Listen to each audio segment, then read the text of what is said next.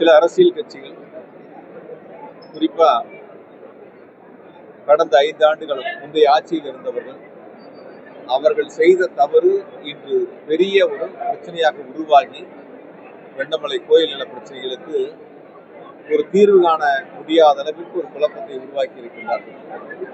கடந்த அதிமுக ஆட்சி 2018-19 ஆண்டுகளில் அவர்கள் நீதிமன்றத்தில் தாக்கல் செய்யப்பட்ட ஆவணங்கள் மிக தவறாக பல்வேறு குளறுபடிகளோடு தாக்கல் செய்யப்பட்ட ஆவணங்களால் 2019 ஆண்டு பிறப்பிக்கப்பட்ட நீதிமன்றத்தினுடைய உத்தரவு, இந்த நீதிமன்றத்தினுடைய உத்தரவை எந்த ஆட்சியில் பிறப்பிக்கப்பட்டதோ, எந்த ஆட்சியில் நீதிமன்றத்தினுடைய அங்கு தாக்கல் செய்யப்பட்ட ஆவணங்கள் குளறுபடிகளாக தாக்கல் செய்யப்பட்டதோ அவர்களே அந்த பகுதி மக்களை சந்தித்து ஏதோ மீண்டும் அவர்கள் வந்தால் அவர்களை காப்பாற்றுவதை போல ஒரு தோற்றத்தை உருவாக்கி கொண்டிருக்கின்றார்கள். 2019 ஆண்டு 18-19 வந்த அந்த நீதிமன்றத்தினுடைய உத்தரவு இன்று வரை அந்த மக்களுக்கு எந்தவித பாதிப்புகளும் இல்லாத அளவிற்கு முதலமைச்சருடைய நல்லாசையோடு அவர்களுக்கு தேவையான உதவிகளை செய்து வருகின்றோம். இப்பொழுது நீதிமன்றம், மாவட்ட ஆட்சித்தலைவர், மாவட்ட காவல் கண்காணிப்பாளர், வருவாய்த்துறை அலுவலர்கள் என தொடர்ச்சியாக பல்வேறு உத்தரவுகளை அவர்கள் மீது பிறப்பித்து வரக்கூடிய சூழலில் நீதிமன்றத்தினுடைய உத்தரவினால் இந்த சூழல் ஏற்பட்டிருக்கின்றன. ஏற்கனவே கடந்த ஆட்சியில் அது 5 பிரிவுகளாக கோயில் நிலத்தில் குடியிருப்போர் ஏற்கனவே அரசின் மூலம் அவர்களுக்கு பட்டா வழங்கப்பட்டு மீண்டும் அந்த இடங்கள் கோயிலுடைய பெயருக்கு மாற்றம் செய்யப்பட்டவர்கள். இந்த ஆவணங்கள் எல்லாம் கடந்த அதிமுக ஆட்சியில் அறநிலையத்துறை மற்றும் வருவாய்த்துறையின் சார்பாக நீதிமன்றத்தில் தாக்கல் செய்யப்பட்ட குளறுபடிகள், அதனால் பிறப்பிக்கப்பட்ட உத்தரவுகள் மொத்தம் 5 வகையான பிரிவுகளாக பிரிக்கப்பட்டிருக்கின்றன. அதில் 3வது பிரிவிற்கு உச்சநீதிமன்றம் சென்று அந்த பகுதி மக்களுடைய உதவிகளோடு அவருடைய தேவைகளை உச்சநீதிமன்றத்தில் தாக்கல் செய்யப்பட்டு 3வது பிரிவில் இருக்கக்கூடியவர்களுக்கு ஒரு சிறப்பான தீர்ப்பு பெற்று அவர்கள் அந்த தீர்ப்பை பெற்றிருக்கின்றார்கள். அவர்களுக்கு நாங்கள் உறுதுணையாக இருந்திருக்கின்றோம். இப்பொழுது 4வது பிரிவில் இருக்கக்கூடியவர்களும் உச்சநீதிமன்றத்தில் வழக்கு தாக்கல் செய்வதற்கு தயாராகி இருக்கின்றார்கள். இன்னும் 2 தினங்களில் அந்த உச்சநீதிமன்றத்தில் வழக்கை தாக்கல் செய்ய இருக்கின்றார்கள். எனவே அரசை பொறுத்தவரை அந்த பகுதி மக்களுக்கு, குடியிருக்கின்றவர்களுக்கு ஒரு சுமூக தீர்வு ஏற்பட வேண்டும் என்பதுதான் அரசினுடைய நோக்கம். ஆகையால் அரசை பொறுத்தவரை நான் இப்பொழுதும் சொல்கின்றேன், தெளிவாக சொல்கின்றேன், ஒரு குழு அமைப்பு, அந்த குழுவின் மூலமாக அந்த பகுதி மக்களின் ஆவணங்களை பெற்று அதன் மூலம் ஆராய்ந்து யாருக்கெல்லாம் அந்த இடம் சொந்தம் என்பதெல்லாம் 3-4 பிரிவில் இருக்கக்கூடியவர்களெல்லாம் அரசு அவர்களுக்கான நிலத்தை ஒப்படைப்பதற்கு தயாராக இருக்கின்றன. ஆனால் நீதிமன்றத்தில் அவமதிப்பு வழக்கு தொடர்ந்து நடைபெறுவதால் குழு அமைப்பதற்கு நீதிமன்றம் உத்தரவிட வேண்டும். எனவே அந்த சம்பந்தப்பட்ட மக்களும் சரி, அரசும் சரி, நீதிமன்றத்தில் அதற்கான முயற்சியை முன்னெடுத்திருக்கின்றோம். நிச்சயமாக வெண்ணமலை பகுதி மக்களுக்கு முதலமைச்சருடைய பொற்கால ஆட்சியில் உரிய தீர்வு எட்டப்படுவதற்கு உரிய நடவடிக்கை நிச்சயமாக நாங்கள் எடுத்து வருகின்றோம். நல்ல தீர்வு அவர்களுக்கு எட்டப்படும். இதுல அரசியல் செய்யறது ஒன்றும் இல்லை.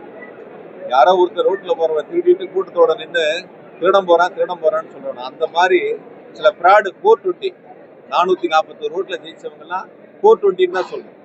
அந்த மாதிரி இருக்கக்கூடிய அந்த மக்களை சந்திச்சு ஏதோ ஒரு குழப்பத்தை உருவாக்குறதுக்கு இருக்கும்போது செய்யலையா, இனி நாங்க வந்தா திரும்ப நாங்க செஞ்சு கொடுக்குறோம்னு உறுதி சொல்றாங்க. அவங்க செஞ்ச குளறுபடி, அவங்க செஞ்ச தவறுகள் இந்த மக்களுக்கு, கரூர் மக்களுக்கு அந்த 5 ஆண்டு காலம் எந்தவித நன்மையும் இல்லாமல் கரூர் வளர்ச்சி பெறாமல் ஒரு சூழல் ஏற்பட்டது. அதே போலத்தான் அந்த வெண்ணமலை பகுதி மக்கள் குடியிருப்பவர்களுக்கு ஒரு அநீதி இழைக்கப்பட்ட காலம் என்று சொன்னால் கடந்த அதிமுக ஆட்சியில் முழுவதுமாக அநீதி இழைக்கப்பட்டிருக்கின்றன. அந்த ஆட்சியில், அதிமுக ஆட்சியில் இழைக்கப்பட்ட அநீதிகளுக்கு தீர்வு காணக்கூடிய முயற்சிகளை திராவிட மாடல் அரசில் முதலமைச்சருடைய வழிகாட்டுதலோடு எடுத்து வருகின்றோம். தொடர்ந்து உயர் அதிகாரிகள் முதலமைச்சர் அலுவலகத்தில் முதலமைச்சரிடத்தில் சொல்லி, உயர் இடத்துல எடுத்து சொல்லி அதற்கான முயற்சிகளை முன்னெடுத்திருக்கிறது. உங்களுக்கே தெரியும் அது எப்ப ஆர்டர் போட்டது, நீதிமன்றம் எப்ப உத்தரவு போட்டது. அந்த உத்தரவு போட்டதுக்கு யார் காரணம், யார் ஆவணங்களை தாக்கல் செஞ்சது? அப்ப சூரிய பிரகாசம் ஒரு டிஆர் வந்தார். அப்ப அறநிலையத்துறையும் அந்த வருவாய்த்துறை அலுவலரும் சேர்ந்து தாக்கல் செய்த ஆவணங்கள் தான் பல்வேறு குளறுபடிகளால் தாக்கல் செய்யப்பட்ட ஆவணங்கள் இப்பொழுது நீதிமன்றத்தில் ஒரு பெரும் பிழையாக நீதிமன்ற உத்தரவு பிறப்பிக்கக்கூடிய அளவிற்கு ஒரு மோசமான சூழலை உருவாக்கி இருக்கின்றன. எனவே அந்த தவறுகளை சரி செய்வதற்கு, அவர்கள் செய்த தவறுகளை சரி செய்வதற்கு அரசு ஒரு குழு அமைப்ப தயார். அதுவும் முதலமைச்சர் உத்தரவு பிறப்பித்திருக்கின்றார்கள். எனவே அது நீதிமன்றம் உத்தரவு வழங்க வேண்டும். குழு அமைத்து அவர்களுக்கான நீதிமன்றத்தினுடைய தேவைகள் என்ன, மக்களுடைய கோரிக்கைகள் என்ன, யாருக்கு அரசு நிலம் கொடுக்கிறது, யாருடைய நிலங்களை எடுக்கிறது, இதுதான் அவங்களுடைய தேவை. அயால நான் இன்னும் கூட கொஞ்சம் தெளிவா சொல்லட்டுமா, யார் கடந்த ஆட்சியில பொறுப்புல இருந்தாங்களோ யார் கடந்த ஆட்சியில் இந்த தவறுகளை செஞ்சாங்களோ, யார் அவர்களை அந்த மக்களை சந்தித்து நாங்கள் வந்தால் காப்பாற்றுகிறோம் என்று சொன்னார்களோ அவர்கள் தான் பின்னணியில் இருந்து அந்த வழக்கை தாக்கல் செய்தவர்களுக்கு பல்வேறு வழிகளில் உதவிகளை செய்து அவர்களுக்கு தேவையான எல்லா உதவிகளும் உங்களுக்கு புரியும் நினைக்கிறேன்.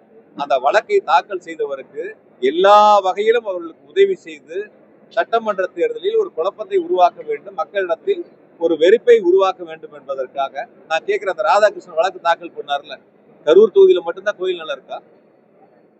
தமிழ்நாட்டில் வேற எங்கேயுமே இல்லையா? ஏன் கரூர் தொகுதியை மட்டும் குறி வச்சு பண்ணணும்? கரூர் தொகுதியில வெண்ணமலையும் கரூரை மட்டும் ஏன் குறி வச்சு பண்ணணும்? அதோட உள்நோக்கம் உங்களுக்கு புரியுதா? யார் அவங்களுக்கு பின்னணியில் இருக்கா, யார் அவங்களுக்கு பொருள் உதவி செய்யறா, யார் பின்னால இருந்து இயக்குறா அப்படிங்கிறது அந்த மக்கள் புரிந்து கொள்ள வேண்டும். கரூர் மக்களுக்கு அது தெரியும், வழக்கு நடத்துறவங்களுக்கு அது தெரியும். ஆகையால் அந்த ராதாகிருஷ்ணன் இயக்கு வரக்கூடியவர்களே கரூரை சார்ந்திருக்கக்கூடிய அதிமுகவினர் தான்.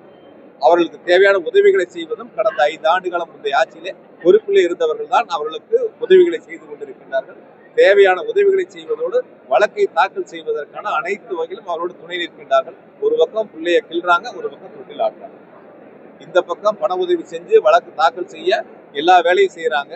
இந்த பக்கம் மக்களை சந்திச்சு நாங்க வந்தா உங்களுக்கு தீர்வு காண்றோம்னு சொல்றாங்க. எதற்காக? இந்த சட்டமன்ற தேர்தலுக்காக ஏதோ இப்படி ஒரு குழப்பத்தை உருவாக்கினால் வாக்குகளை பெற்று விடலாம் என்று நினைக்கின்றார்கள். மக்களுடைய எண்ணம், நம்ம பல ஆண்டுகளா குடியிருக்கிறோம், தலைமுறையா இருக்கிறோம், கொஞ்சம் கொஞ்சமா சேர்த்து வச்சு வாங்கின சொத்து அதை காப்பாற்ற வேண்டும் என்பது அவருடைய மக்களுடைய எண்ணங்கள். அதை அரசு கூட நின்று, நானும் கூட நின்று நிச்சயமா அவர்களுக்கு ஒரு நல்ல தீர்வு எட்டணும். நான் கேட்கிறேன், கரூர் மட்டும்தான் தெரியுமான்னு கேட்கிறேன், இல்ல கரூர் தொகுதி மட்டும்தான் தெரியுமான்னு கேட்கிறேன். தமிழ்நாட்டுல வேற எங்கேயும் இல்லையா, இல்ல வேற எங்கெங்கெல்லாம் இல்லையான்னு கேட்கிறேன் நான். ஏன் அது இங்க மட்டும் குறி வச்சு போறோம்னா அப்ப யார் இயக்குறா, அதை யார் இயக்குவோர், அவருக்கு உதவி செய்யறது யாரு, இது எல்லாம் மக்கள் புரிந்து கொண்டிருக்கின்றார்கள். விரைவில் ஒரு நல்ல தீர்வு